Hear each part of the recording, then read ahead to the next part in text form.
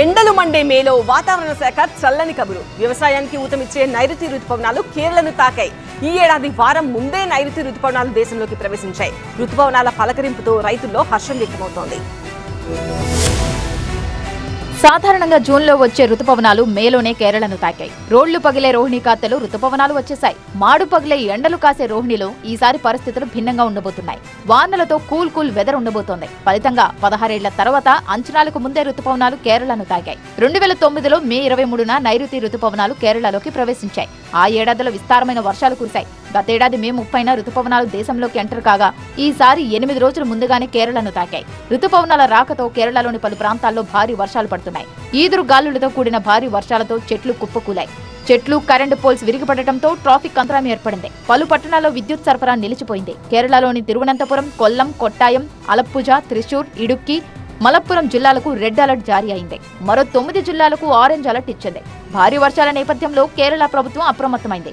అధికార యంత్రాంగాన్ని రంగంలోకి దించి సహాయక చర్యలు చేపట్టింది.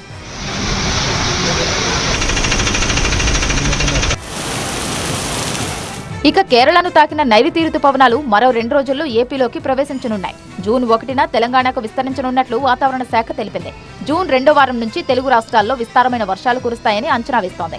రుతుపవనాల రాకతో ఏపీ, తెలంగాణకు వర్ష సూచన చేసింది. తెలంగాణలోని నిర్మల్, జగిత్యాల, నిజామాబాద్, కామారెడ్డి, సంగారెడ్డి, మెదక్ జిల్లాలకు వాతావరణ శాఖ ఆరెంజ్ అలర్ట్, మిగతా జిల్లాలకు ఎల్లో అలర్ట్ జారీ చేసింది.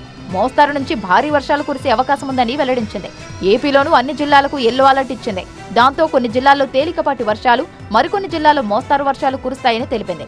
ఇదిలా ఉంటే అరేబియా సముద్రంలో అల్పపీడనం బలపడి వాయుగుండంగా మారింది. మరికొన్ని గంటల్లో సౌత్ కొంకణ్ దగ్గర తీరాన్ని దాటనుంది.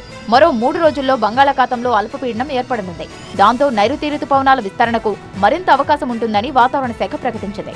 ఈ నెల 26, 27 తేదీల్లో భారీ నుంచి అతి భారీ వర్షాలు కురుస్తాయని తెలిపింది. ఇప్పటికే కొన్ని రోజులుగా ఏపీ, తెలంగాణలోని పలు ప్రాంతాల్లో వర్షాలు కురుస్తున్నాయి. ఈ క్రమంలోనే రుతుపవనాలు కూడా ముందుగానే పలకరించడంతో రైతుల్లో హర్షం వ్యక్తమవుతోంది.